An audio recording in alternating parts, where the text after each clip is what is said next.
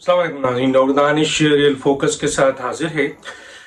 आ, जो तब्दीली थोड़ी आपने देखा होगा, परवेज़ मुशर्रफ साहब का एक बड़ा तवील अरसा था, तकरीबन 10 साल के करीब उन्होंने पाकिस्तान में हुकूमत की। एक तबका उनको डिक्टेटर के नाम से याद करता है, तो कुछ लोग उनको मसीहा के नाम से याद करते हैं।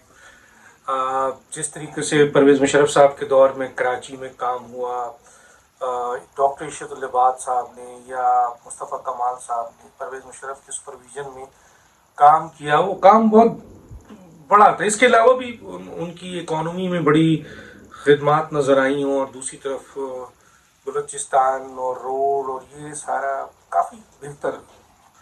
उनकी एक मैं तकरीर आपकी हो सकेगा तो मैं लगाऊंगा, मुझे मिल जाती है तो देखिएगा। तो उसमें उन्होंने अपनी ये बताया कि इकॉनमी किस पोजीशन पे थी, वो कितनी उनको नॉलेज थी, और किस बुनियाद के ऊपर उन्होंने इसको फाइटिंग के तौर पर लिया। एंड देन उसके बाद जो है वो इकॉनमी को स्टेबल किया। इसमें कोई शक नहीं कि 10 साल में उन्होंने 60 से ऊपर नहीं जाने दिया। आखिरी लम्हात में जब वो डिस्टर्ब हुए थे तो वो फिर 65, 8, 70 तक पहुंची थी, जब उनके खिलाफ कंपेन चली थी। बहरहाल उनका एक केस था आइन शिकनी के हवाले से, लेकिन सवाल ये पैदा होता है, मेरा हमेशा एक पॉइंट ऑफ व्यू है कि अगर मैं जुर्म करूं और अदालत मेरे जुर्म के ऊपर मेरी पकड़ ना करे और बल्कि मुझे और रिलीफ दे, तो फिर असल मुजरिम कौन हुआ, असल जो है वो जो जिम्मेदार कौन हुआ। तो मेरा ये पॉइंट ऑफ व्यू है कि मुशर्रफ साहब ने जो जिस तरह की सूरत हाल थी, वो नवाज शरीफ साहब का तैयारा था और बहुत सारी बातें उसमें कॉन्स्पिरेसी हैं। तो वो एक इलेक्टेड हुकूमत थी, फिर वो हटे, फिर उसके बाद मुशर्रफ साहब आए। मुशर्रफ साहब जब आए तो उनको न सिर्फ अदालत ने उनकी इस एक्शन को वैलिडेट किया, बल्कि उनको आइन में तरमीम करने का 3 साल का इख्तियार भी दे दिया। तो ज़माने में यही जस्टिस इफ्तिखार थे, जिनको बाद में हीरो बनाया गया, और उस वक्त और भी जस्टिस इरशाद थे। तो जिम्मेदार एक एक्शन हुआ आर्मी की तरफ से, मार्शल लॉ आया, गलत हुआ, वो ज़्यादा बड़ा जुर्म था जो उन्होंने उस वक्त किया था। लेकिन उस वक्त अदालतों ने उनके इस एक्शन को आपके नलिफाइड किया, और बल्कि उनको 3 साल और दे दिया। तो बहुत सारी बातें। फिर इसके बाद जब बाद में चौधरी इफ्तिखार साहब के साथ उनका आपके टाकरा हुआ, जिसमें शौकत अजीज जो उस वक्त प्राइम मिनिस्टर थे, उनका टाकरा था बेसिकली, तो वो परवेज़ मुशर्रफ साहब के सामने आ गया। फिर परवेज़ मुशर्रफ साहब और चौधरी इफ्तिखार साहब का जो मसला बना, उसमें फिर मुशर्रफ साहब के अगेंस्ट जो पूरी लॉबी थी, खासतौर पर एक बहुत बड़ी कंपेन चली, पॉलिटिकल लोग थे उसमें वकला थे, और चौधरी इफ्तिखार साहब को उन्होंने सपोर्ट किया, और जिसका नतीजा ये हुआ कि आने वाली गवर्नमेंट जो थी आपके आसिफ अली जरदारी साहब की और यूसुफ रज़ा गिलानी साहब की, उन्होंने फिर चौधरी इफ्तिखार साहब को एक एग्जीक्यूटिव ऑर्डर के जरिए बहाल कर दिया। तो वो जो एक्ट था 3 शायद नवंबर का समथिंग, तो उसको फिर आइन शिकनी का वो कहा गया। लेकिन उसमें जो एक प्रॉब्लम थी, जो होता ये है कि फेडरल गवर्नमेंट इनिशिएट करती है आइन शिकनी का case, individual prime minister initiate नहीं कर सकता। तो दैट इज द रीजन जिसकी बुनियाद पर मुशर्रफ साहब का जो आइन शिकनी का केस था, क्योंकि फेडरल गवर्नमेंट ने इनिशिएट नहीं किया था, उसको सिर्फ प्राइम मिनिस्टर ने इस वक्त के इनिशिएट किया था, जिसकी बुनियाद पर अदालतों ने उसको रोक दिया या डिस्टर्ब कर दिया। बहरहाल जुमला ये है कि परवेज़ मुशर्रफ साहब अपनी बहुत सारी खूबियों, बहुत सारी अच्छाइयों और बहुत सारी बुराइयों के साथ अब इस दुनिया से जा चुके। तो इस दुनिया से जाने वाले के बारे में अब कोई राय देना मुनासिब नहीं है। बस यही कहा जा सकता है कि अल्लाह ताला हर शख्स की मग़फ़िरत करे, इवन कि आपके दुश्मन भी हो तो उसकी मग़फ़िरत करे, और उनकी अच्छी बातों से सीखा जाए और उनकी बुरी बातों से बचा जाए। यही एक पैमाना ज़रूर होना चाहिए।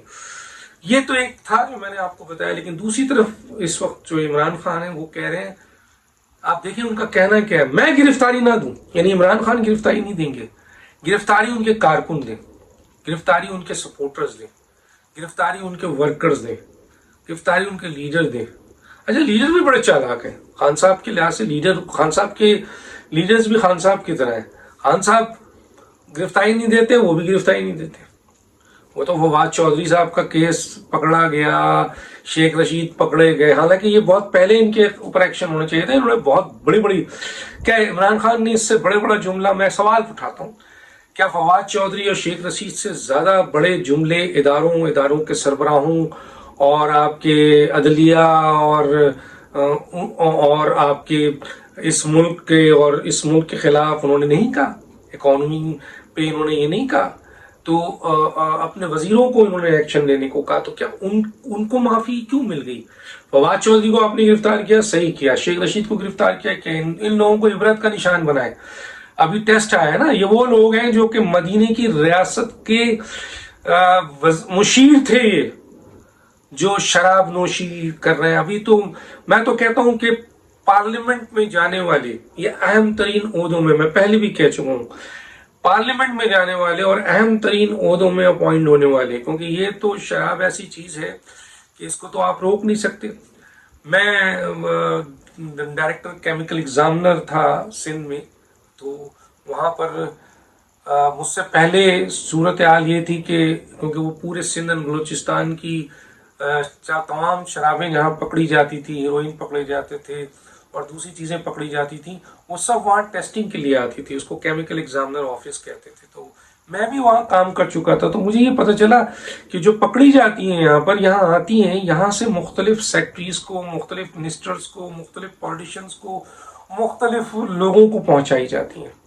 तो खैर वो हमने बंद किया, अल्लाह का शुक्र है, उसमें हमें हुकूमत के अच्छे लोगों का आशीर्वाद था, बंद कर दिया।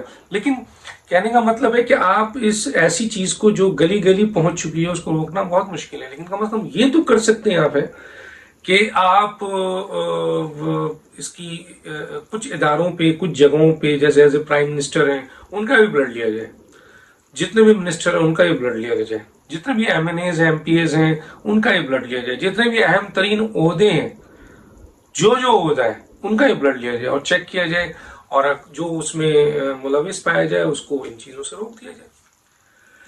वरना बकौल खुद जो मेंबर्स हैं, मैं तो ये देख रहा हूं कि मीडिया में भी बहुत से लोग इसमें इन्वॉल्व हैं, बहुत सारे लोग ये नोशी करते हैं। आप कुछ भी हो भैया, ये हराम है, ये कुदरत ने हराम का है। तो अगर आप शराब नोशी करते हैं तो आप हराम पी रहे हैं, ठीक है। अब सवाल ये है कि मैं एक वाकया यहाँ जरा जरूर बताना चाहूंगा कि मैं और मेरे एक दोस्त जो हैं वो जा रहे थे अपना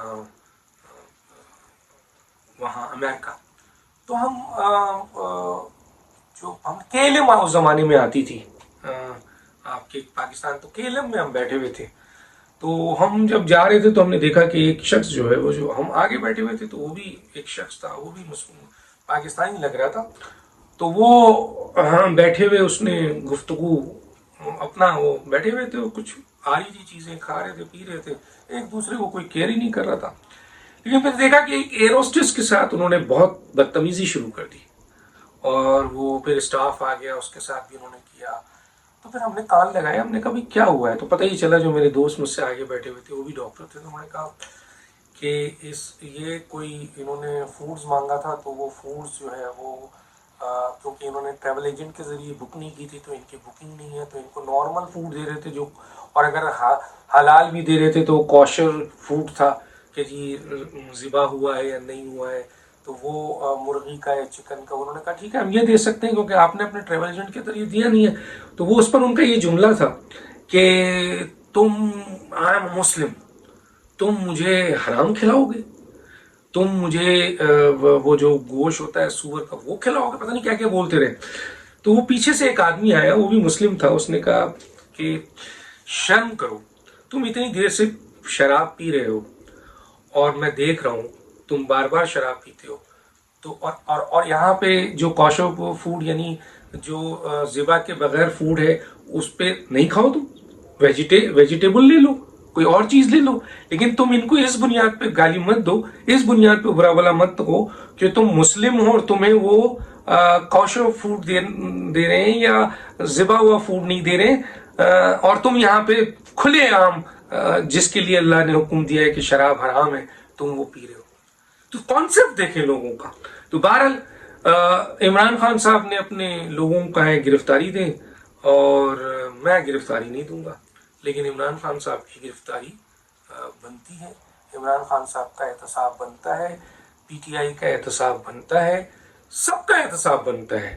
لیکن اس موقع پہ جب کہ ملک کے حالات اس نہج پہ پہنچ گئے ہیں، جو بھی شخص عدم استحکام پیدا کر رہا ہے، جو ملک کی معیشت کے لیے تباہ کن حالات پیدا کر رہا ہے، جو ملک میں لا اینڈ آرڈر سچویشن پیدا کر رہا ہے، جو دہشت گردوں کو پاکستان میں ریلیف دینے کی بات کرتا ہے، ان سب کا احتساب کرپشن کے ساتھ ساتھ ان باتوں پہ بھی ہونا چاہیے۔ اور اس کے علاوہ جو جرم کرے، جتنا بڑا جرم کرے، جتنا چھوٹا جرم کرے، اس کا احتساب بھی ہونا چاہیے۔